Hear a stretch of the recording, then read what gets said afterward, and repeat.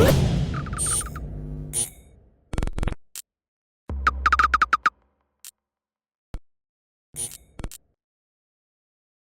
is a massive opportunity for women's boxing back home in Australia, because I think if my research is correct, you'll be one of the first, if not the only, women to compete for a world title in England. And if you bring that home, that's going to be a massive achievement. That'll put you up there with the likes of, Diana Prozac, Susie Ramadan, Shannon Courtenay just won a world title the same day that you fought Carol Earl. You must be feeling pretty pumped. This must be a huge honour. Yeah, definitely. Like some of these girls that you've just named, they were like pioneers in Oz boxing, and to be able to kind of follow that and do something as well, like in nowadays and in the current times is really cool. I'm excited, obviously being on Matchroom as well. All of it's just really amazing, and all the hard work and everything I've been putting in is just coming to fruition, and I'm excited to put Australian female boxing back on the map. Absolutely. And if you win, are any of those girls, Shannon, Susie, Shanika, Amy Adams, going to be potential opponents if you bring the title home? Well, I'm not really sure. Obviously, that's up to my team. I will leave that up to those guys to sort out what's next. But first things first is winning this world title, and then we'll go looking on further. Absolutely. I mean, do you feel you're at a bit of advantage considering that you only fought, was it March 13th? Definitely. Yeah. Definitely, I think it's an advantage, mainly because if I had the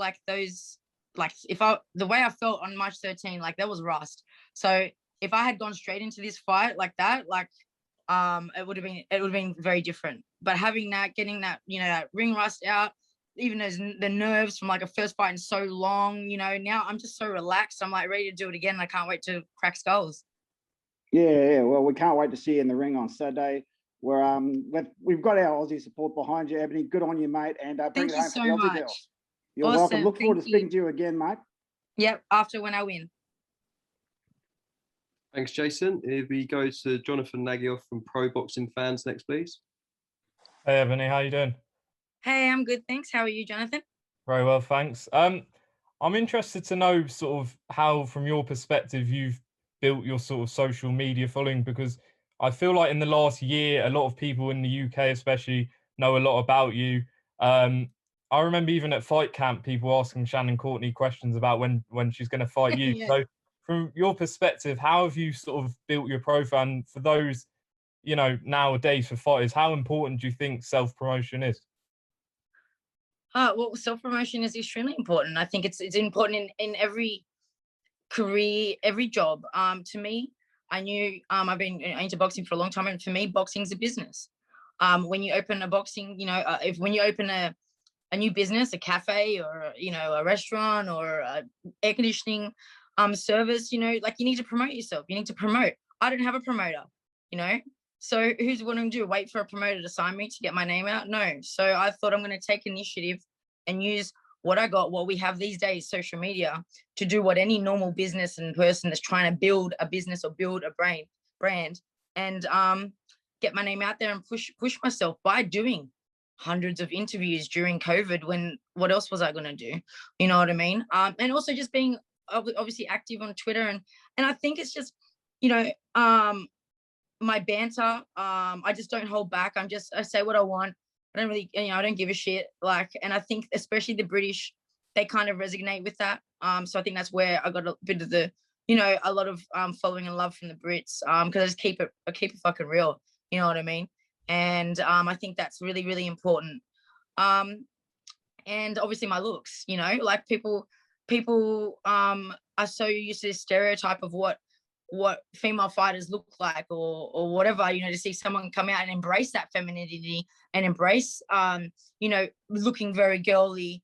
I think people, obviously it has critics, and it still is that stereotype that, how can you look very feminine and be athletic or have skills? It's the same with a lot of things with femininity, just with those stereotypes. But I'm happy to prove that wrong. And I just think the whole combination of it all, pushing, doing the interviews, my banter, my humor, my personality, and my looks, and obviously I can fight. I put up fight videos, then people can tell I can crack, so yeah, come Saturday, they'll see even more. That said, with how the British fans have taken to you and, what you've brought to them, do you feel like you sort of want to put in, a performance, not just get the win, but get it in style on Saturday? Oh, definitely. I mean, look, I'm an entertainer. I fight. I love to fight. I like to go to war, and when I fight, I enjoy to fight.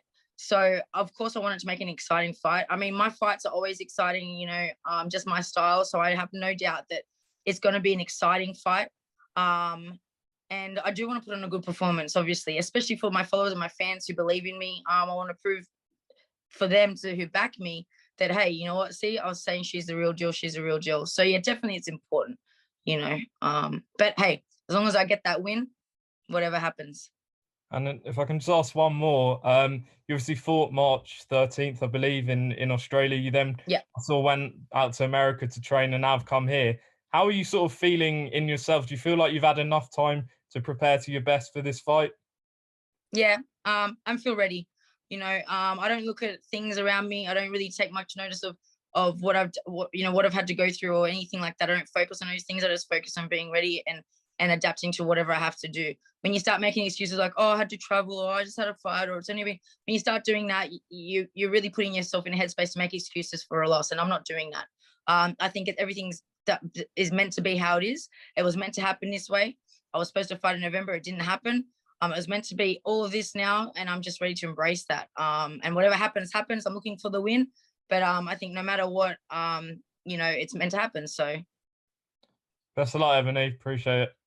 Thanks, Jonathan. Thanks. Thanks, Jonathan. If we go to Ames from Boxing News TV next, please. Ames here for Boxing News TV. Pleasure to meet you, Ebanie. How are you doing? I'm good, thanks, Ames. How are you going? Yeah, not too bad. Not too bad at all. That's good. Alongside your wins in the ring, you've, like people have said here, you've managed to promote yourself and market yourself through social media, which has aided you into getting into the position of a world title fight at the weekend. There are women in the sport who speak against sexualization of the sport. Do you feel a responsibility coming into the night where you could win a world title to adhere to promoting women's fighting in any certain way?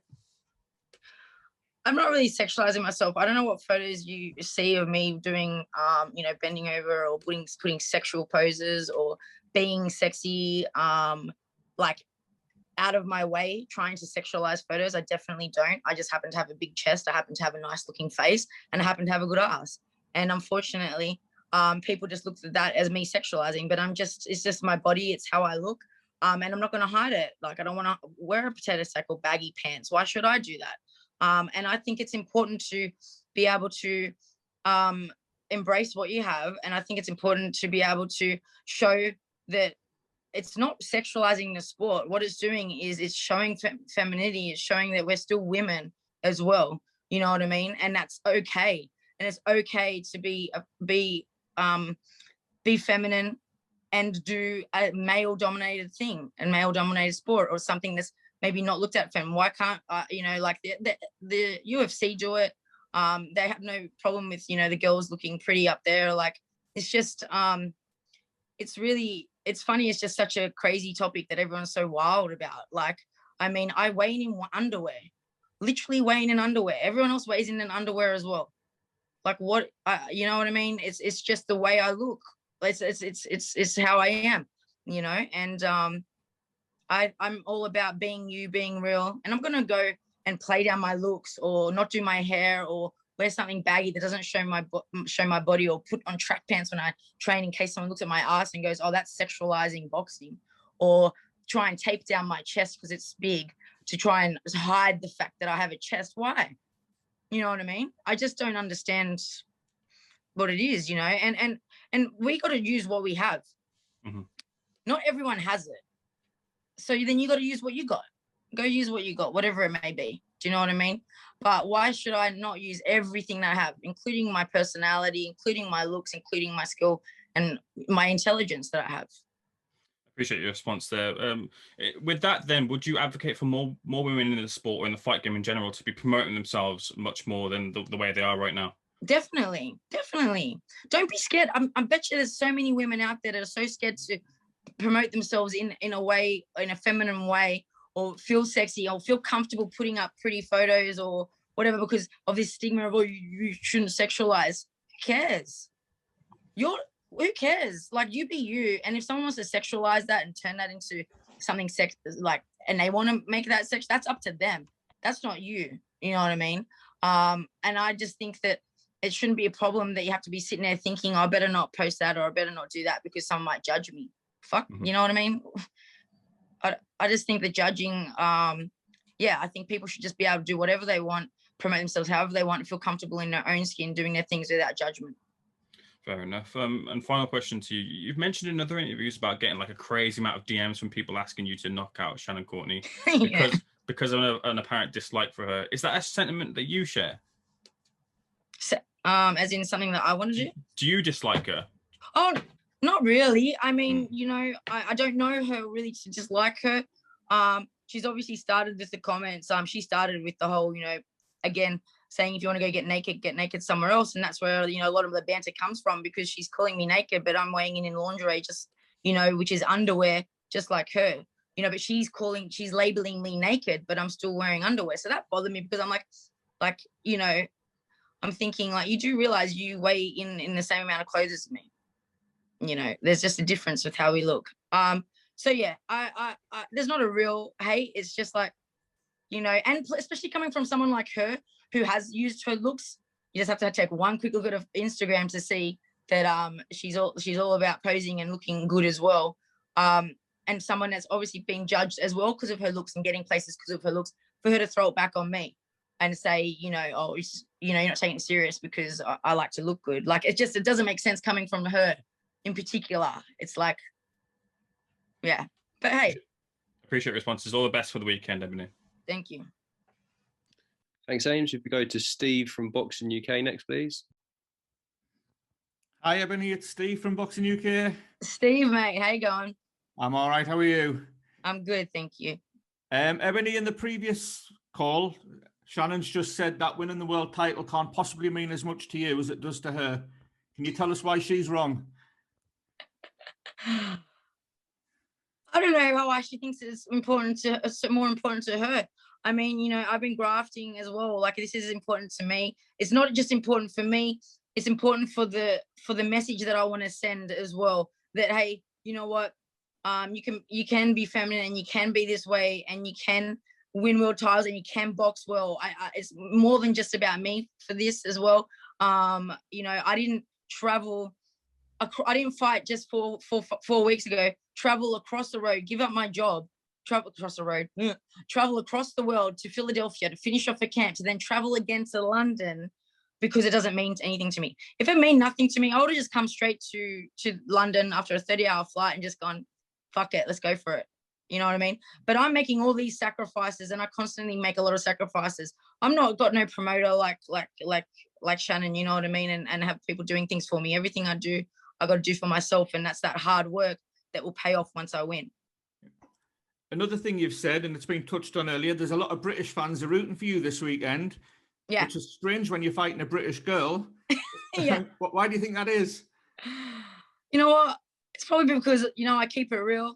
I'm not a drongo or a bell end, you know? So I think that people just want to tune in because they like the realness, you know? And people can give me much shit as they want about my, you know, the way I talk or the way I present myself. The fact is I'm real, you know, and people can relate to that.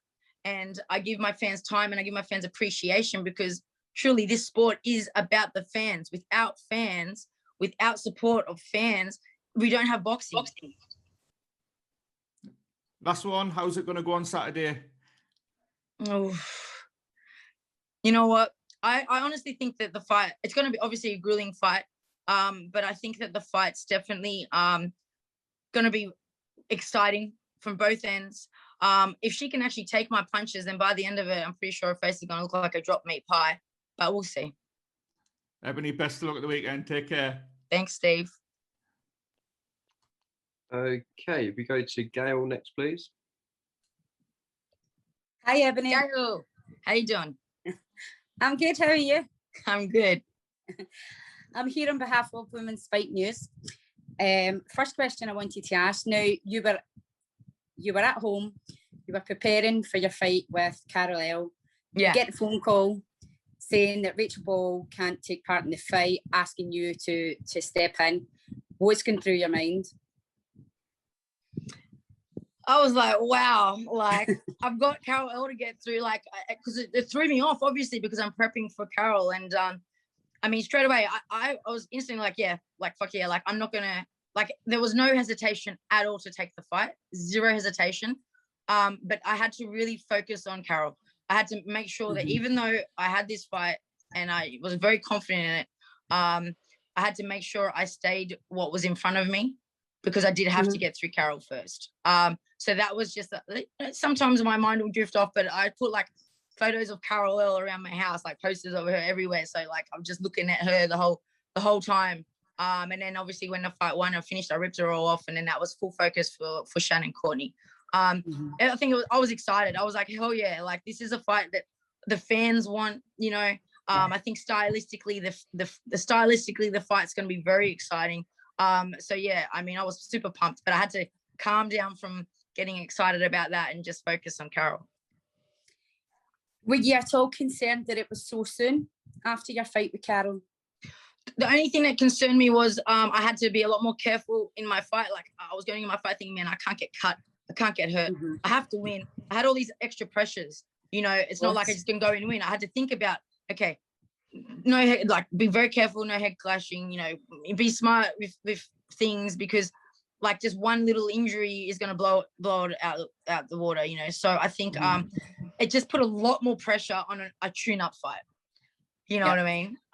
So yeah, but it's definitely prepared me. Yeah. You've obviously got a huge social media following, a lot of them from the UK. Yeah. What's it like to finally be in the UK fighting, knowing that although there's no crowds, all your UK fans are going to be tuning in? Honestly, my heart, I'm just so happy to be here. I'm getting so many messages saying like, welcome to the UK, and, you know, like just wishing me so much love and blessings. And I'm just overwhelmed with the amount of love and support that I have.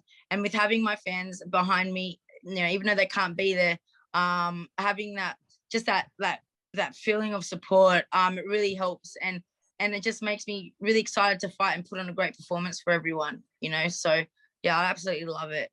It's special. I feel like it's so special. Yep. Well, best of luck. Thank you so much. We'll all be watching. Thank you. And hopefully catch up with you later, Ebanie. Take care. Take care, girl. Thanks, girl. If we go to Andi from Boxing Social, next, please. Hi, Ebanie. How you doing? I'm good, Andi. How are you? I'm good, thank you. I'm very good. I was going to talk about... Sorry, I'm so sorry. It's okay. Hello? Yes. Yes. Okay. I'm just on a call. Can we just sort this out later? Yes, thank you. Bye. Hope it wasn't a positive COVID test, Ebanie, after all this. No, it wasn't. I got a delivery. Ebanie, I just want to kind of talk a bit more about the fight on Saturday. I know you've spoken about a few other topics so far in your time with us. Just kind of touching on it. For those who haven't been able to see you or one of your fights so far with regards to your UK fans, what should everybody expect to see from you on Saturday? Fireworks. Honestly, I'm a pressure fighter, like naturally a pressure fighter, and I'm very heavy-handed. But I can do a lot of things. You know, whatever I need to do. If I need to box, I can box. You know, if I need to sit in a pocket, I'll sit in a pocket. Obviously, for me, I love the pocket, but I don't think Shannon will be able to bear the storm and sit with me and punch. But if she does, it's going to be even a more exciting fight. But I just feel like it's going to be me a bit of cutting off the ring and chasing and going over for that knockout. You know, I don't play with my food. I'm there for business. I'm there to hurt you. You know, I'm not like that boxer in and out style where I just want to score points. I want to hurt you. You know, that's boxing for me. You boxed back in March, as it's been spoken about. How key do you think it was to be able to get out once, just to shake off any cobwebs and continue training throughout this period? Man, that, not just like obviously having the fight, but that particular fight especially because I was against such a tough opponent. Like, she was so durable. And for me, because I hadn't gone past 6 rounds, and I only done 6 rounds once. Before that, I was like, I've only had a couple of rounds of fights. It was very important for me to get those 8 rounds out. So as much as I want to finish the job, I'm glad, and I feel like everything happens for a reason. Like I say, that she was durable, and I was able to get those 8 rounds out and prove myself and shake off that rust, because I felt like the first couple of rounds, especially the first 4 rounds, like I was just, like going in there and fighting, and then I started to, box and use my smarts a little bit, and I think it was definitely key, and it's definitely made me a lot more confident coming into this fight, and feeling like, what, I got all that out, and now it's going to be like it's going to be on, and I should be good to be completely how I want to be. You said you don't play with your food, you're an entertaining fighter, you look to stop your opponents. With that in mind, if it was to go to the scorecards, have you got any concerns at all? Because certainly, over the past few months, especially over the last couple of years rather, it's certainly been spoken about with regards to some decisions which haven't gone the way of the away fighters coming over to the UK. Is it a concern of yours? Not a big concern of mine, because I think even my work rate, I'm a very high pace, very high work rate fighter, very accurate and precise. So I think even on points, I'll win on points. But I mean, Matchroom's had a lot of upsets lately, so I also think that, I'm really not too concerned. And whatever happens. And hey, if I get robbed, I'm sure the public will have something to say about it, and it's just what happens to how it happens. You know what I mean? But I don't see it going to points. I know you won't want to look past Saturday, but in the call with Shannon, she said if she beats you, she's looking at the Rachel Ball rematch for herself. If you were successful, what would be next for you? Yeah, Rachel as well, I think, because I think it's really important to fight Rachel after beating Shannon. Because for me, beating Shannon, I beat Shannon, but Rachel beat Shannon. So it's not that special. Like it is, don't get me wrong, like it is. But at the same time, I won't feel like the champ or the girl until I beat the girl that beat Shannon, So I think fighting Rachel is, and she's my mate and she deserves a shot. You know what I mean? She was supposed to have it with me originally in November, and then she was supposed to have this one. So yeah, I definitely want to, give her that opportunity and prove myself that, I can beat Rachel as well. Ebanie, best of luck on Saturday. Thank you. Thank you, Andy. Thanks, Andy. If we go to Cynthia from Ring TV next, please. Hi, Ebanie. Can you hear me? I can. Hi, Cynthia. I hope you're well. Good. I'm Cynthia Bondi from Ring TV, Ring Magazine. I've been following your career, surprisingly, during COVID. And I remember you did the KO artist win by KO. My friend, that little, what is that called? Oh, I love that interview. Sorry, that was my favorite interview. Yeah. But, it's funny because when I hear all the banter about being sexualized, you know what? Kudos to you. You have a banging body. You've worked hard. You were a bodybuilder. And this is great for the sport, for women's sport. Who cares? When I hear what Courtenay, Shannon, and you have to say, it is so great for the sport. You guys work hard for your bodies, and I commend you both. Now, he asked the question I wanted to ask, but I want to go more into it. If you were to describe yourself in 3 words, what would you describe yourself? In 3 words? Yeah, 3 words. Ooh. Driven, effervescent, and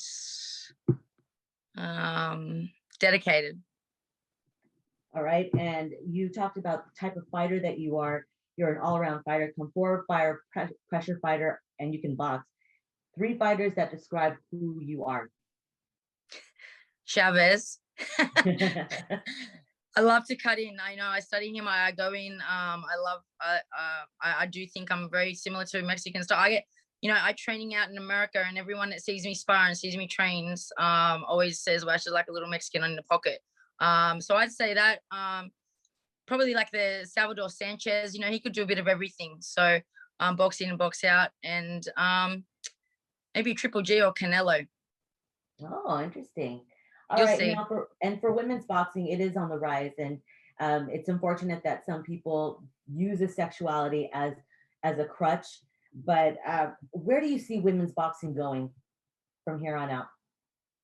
I just don't see what's the point. I don't see the problem with it. Like, it's not about sexualizing. It's just about being, showing femininity to a male dominated sport, which I don't think is an issue. I see women's boxing just getting more and more better and bigger with, the big fighters that we have, the big names that we already have, and us that are coming through, and people like me who are going against the grain and are showing different sides to women's boxing. And that it's not just all the same, and it's something, there's more to it, and there's a diversity of women. We're not all the same. I think boxing is very important to have characters. The men have it. It's how it's an entertainment business.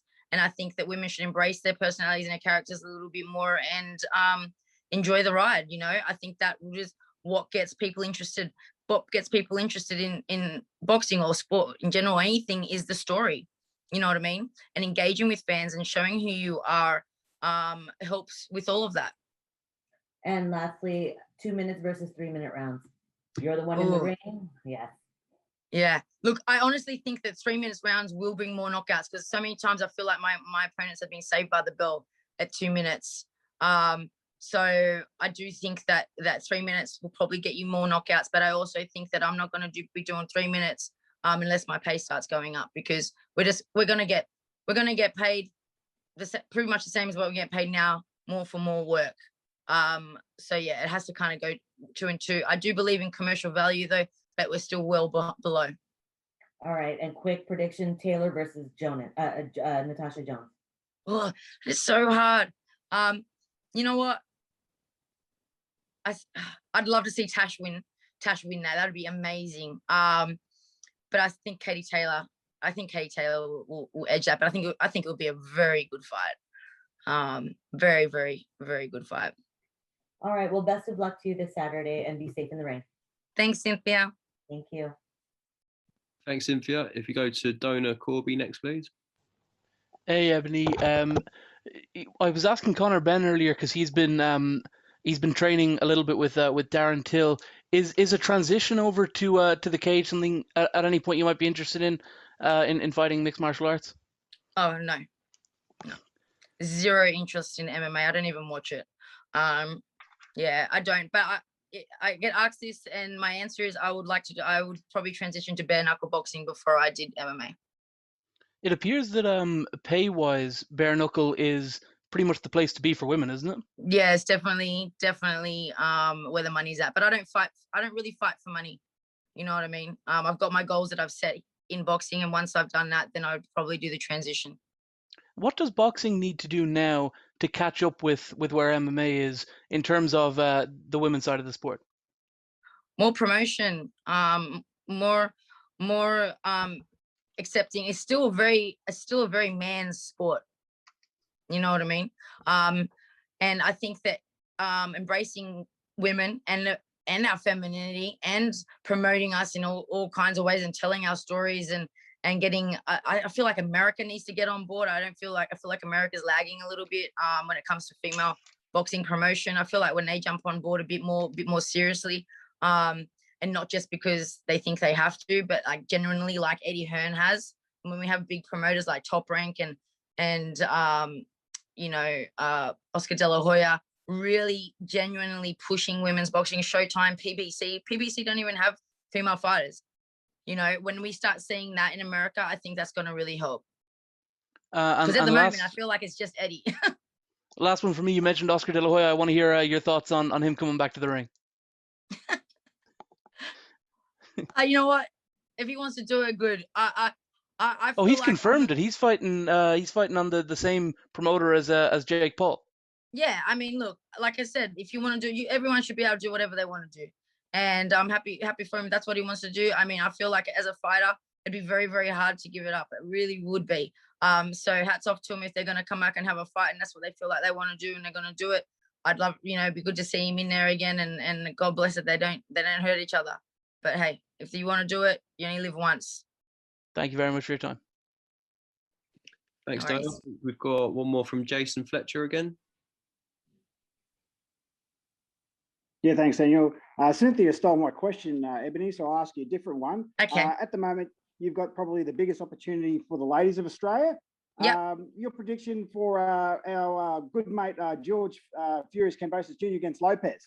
Because I think Lopez is in for a bit of a shock. Georgie is going to hammer him. Yeah, I don't know about hammering, but I definitely think that He's going to surprise him. I think they're going to underestimate George for sure, and I think just like me, that the underestimation by the team is going to work in his advantage. But I still see Teo pulling that off. If George wins that, it would be something very, very special. And I wish him all the best. But my genuine prediction is I think that Teofimo takes that. Yeah, fair enough. Well, once again, good luck to you and Shannon on Saturday. Bring home the title, mate, and we'll catch up when you get back home. Thank you.